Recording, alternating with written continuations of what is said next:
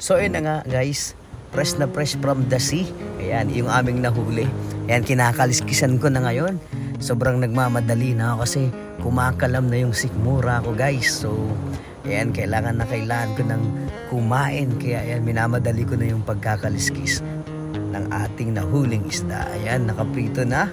Ayan, minamadali na natin kasi talagang gutom na talagang aking tiyan. So ayan guys, luto na siya. Yung espada, yung sword na isda. Ayan, meron pang ngipin. Hindi ko natanggal yung ngipin. Kaya ingat-ingat na lang sa kakain. Kasi baka madali ng ngipin.